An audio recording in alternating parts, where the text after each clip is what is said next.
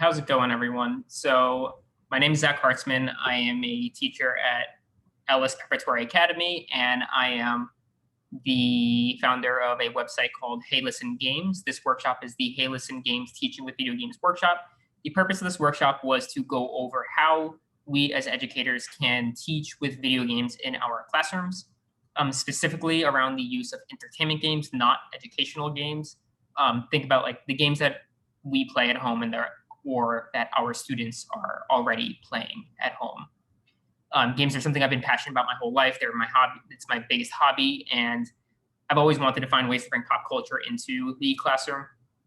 So naturally, I wanted to bring video games into the classroom, and I've done so over the past several years, and it's always worked really well. So I want to share a lot of my work and a lot of my resources with you all. Basically, I compiled a lot of my resources into a Google Classroom. So this code here you can use to enter my Google Classroom. For whatever reason, you need to use your personal Gmail. So use an @gmail.com account. It's not letting some of the school emails enter. So if you're having trouble, please use a personal @gmail.com account to enter the Google Classroom. It will bring you to this Google Classroom, which you'll want to go to the classwork section up here. And let's just go over some of what I have in here. It's quite a bit. This video won't be too long, but you'll be able to contact me afterwards with any questions. So video games. The reason I use video games a lot, like I said, and this is a good place to start. These games here are all free to play. You just have to kind of look through them and see if you can find one that fits into the context of what you're teaching. So the Bad News game, Republia Times. These are like games on media literacy. Papers, Please is a game on immigration. Half is a game about identity, multiculturalism. Emily Is Way is a little romantic short story. Pandemic 2 is obviously about pandemics. Be careful with that one now that we're actually living in a pandemic. But the way that this Google Classroom is laid out, where for these games, if you click them, you'll see link 1, link 2, link 3, link 4. So this one's teach about this information on social media. For link 1, it'll bring you to an article about the game. And if you click that, it's going to bring you an article that usually, not always, but usually an article that I wrote, providing my rationale for teaching with this video game. So you can see this is me, why you should teach with the Bad News game. And this is a post that I wrote up providing my rationale for teaching with this video game, just to give you a general overview. Link 2 will bring you to my actual lesson plans, handouts, and slides. If you see here it says error, don't worry about that. It just means that you need to log in to see it. All right, so if you click this, it brings you to my page for Bad News. I give a little blurb about it, who it's developed by, what it's available on. So this is available on any web browser, and it's rated 14+. So if you want my lesson plan and handouts, click the lesson plan, and it'll bring you to my full lesson plan write-up for it. And if you go down to the bottom, you'll find the actual handouts that you can provide your students. And if you pick the Get Presentation, it will bring you to the slides that I created and used with my students. And you can feel free to copy exactly as is or modify, adapt however you see fit. Actually, let me log out so you can see. So I'm going to log out. So now I'm not logged in. So if you click on this, it will probably bring you here. So if you haven't signed up, you need to sign up with a Google email or with Facebook. I'm already a member, so I can just log in, and I'll log in with Google like that. And then that will bring you to the page. Link 3, if the game is free, then this is a link to where you can play the game. If you just want to watch the game to get a general overview, click on link 4 here. It'll bring you to a YouTube video of someone else playing the game. So you can get an idea of what it's about. And that's the same thing for all of these. So link 1, link 2, link 3, link 4, article. Don't worry about the error message. That's the lesson plan and slides. Link to play, and link to watch. All right, then I break it down into content areas. So here's social studies. These are all games that I've used or plan on using in the social studies class at some point. For each of them, I'll put a little thing like teach about LGBTQ+ issues and acceptance, teach about the Iranian Revolution. So you just got to find something that'll fit into your context. These are usually 3 links. So link 1 is an article about the game, usually something I wrote, right? It'll bring you to this post I wrote about 1979 Revolution Black Friday. Same thing here, error, don't worry, that's going to bring you to the lesson plans and handouts here, right? Get the lesson plan, get the presentation, and gameplay. So if you just want to watch the game first, here's the gameplay. Most of these games you do need to pay for. That's why I created this section here in the beginning for free to play. So if you don't want to spend money before trying this out, these are good free games that you can kind of dip your toes in the water first before spending money on anything. So these are all social studies ones. If you go down, there's English language arts. So it's the same thing, right? These are all games. So teach about morals is represented through gameplay, article about the game, lesson plan, and a video of the game.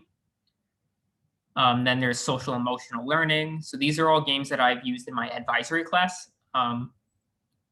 But I know that a lot of phys ed teachers are interested in using these in their health classes since it's about social emotional health. So like before I forget, this is a game actually about Alzheimer's. And right, and same thing, 3 links, article, lesson plan, gameplay video.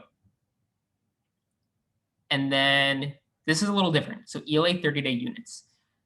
Before schools closed, I actually had an elective class where I taught video games as literature, where we use video games as the core text of the class. And I have 2 full units doing that. So the walking simulator unit is a full 30-day unit using just these 2 video games, Gone Home and What Remains of Edith Finch. And if you don't worry about the error message, and if you click it, it brings you to this full unit. I have my full unit plan, slides for all 30 days. So I'll just show you the full unit plan, right? Here's the calendar for the 30 days.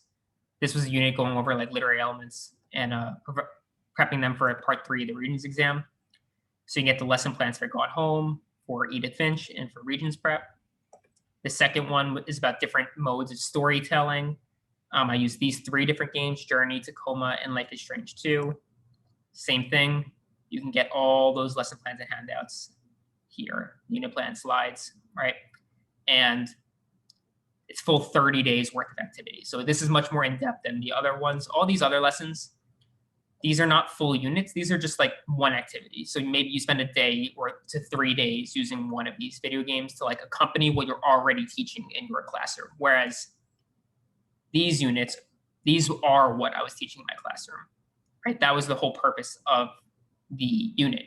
Whereas in my history course, maybe I just find 3 days to play Gone Home when I'm teaching about civil rights issues. So that's how this is broken down. All of these resources are actually just on my website. I just organized it here nice and easy for you all to see. So, right, like I said, I created Hey Listen Games. I'm the founder of Hey Listen Games, and that's right here, the Hey Listen Games homepage. So if you click that, it'll bring you to Hey Listen Games. Right, it's my website about teaching with video games.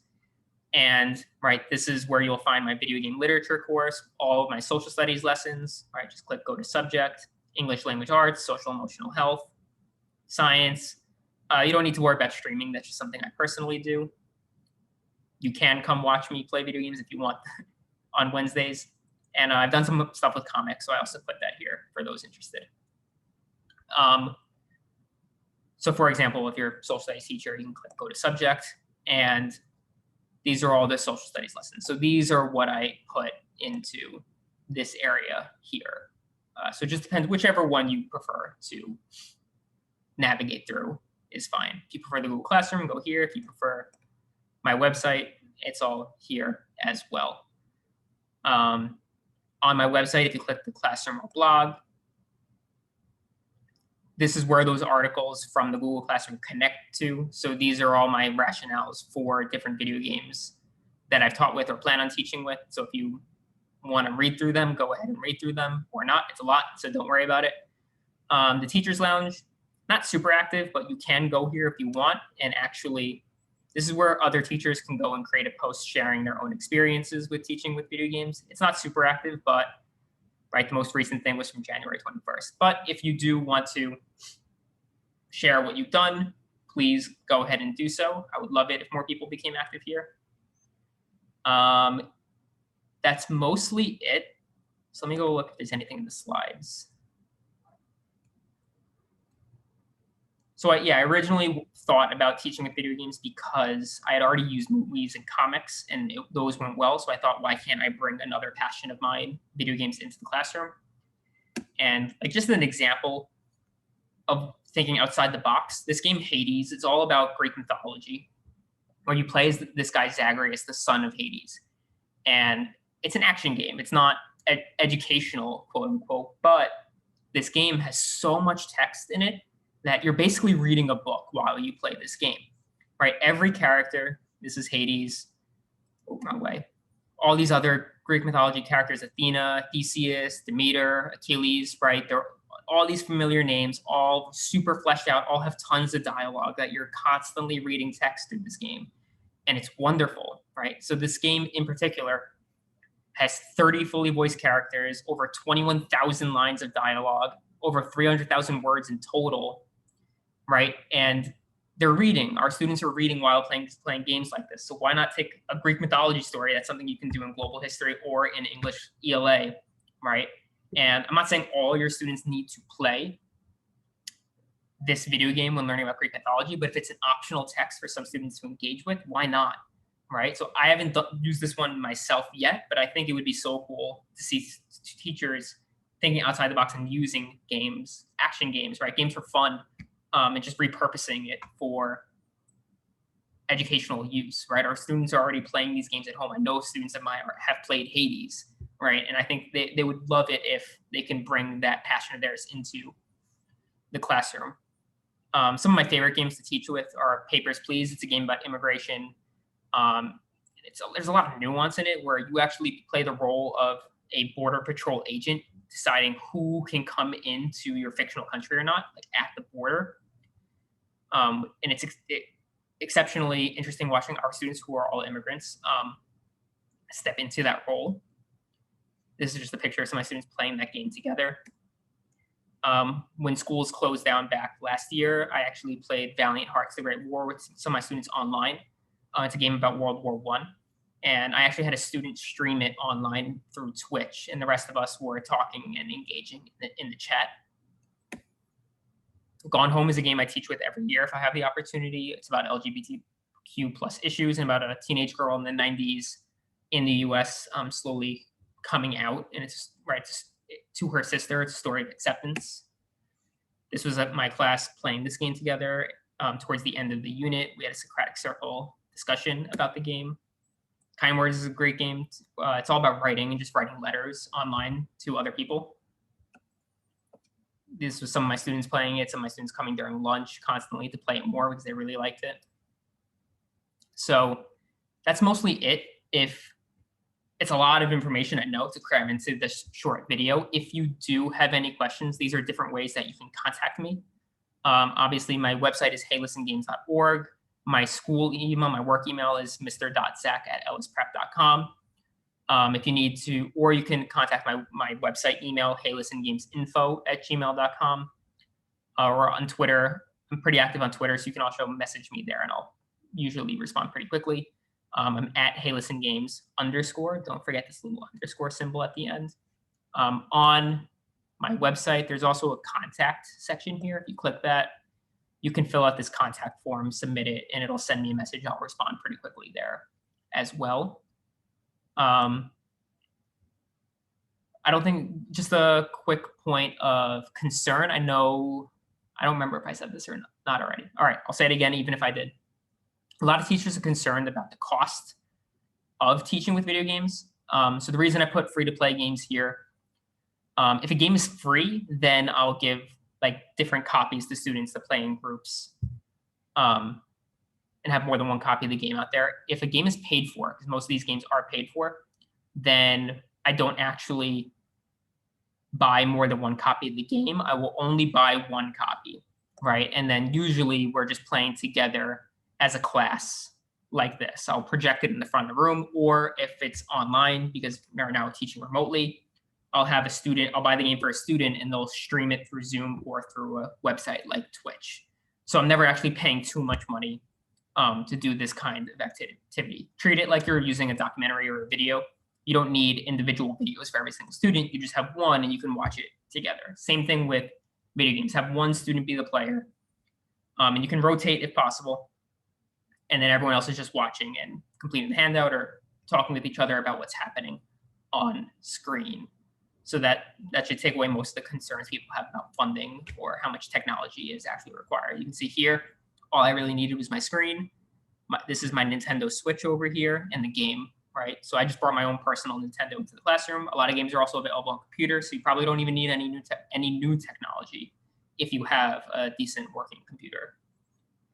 That's pretty much it. So again, if you want to join the Google Classroom, that's this code right here, or you don't need to. It's all on my website as well. Again, all the materials here are free. I don't want to charge anyone anything for educational materials. I always hate paying for stuff, so it is all free for here. You can obviously support or donate if you want, but I don't actually expect any of that. If you have any questions, please reach out. I know teaching the video games can be like nerve-wracking for people who aren't in like gaming culture, but I am here to help. I want to help you get started. Our students love video games and they love video games being incorporated into their education. So yes, please reach out if you have any questions. Thank you.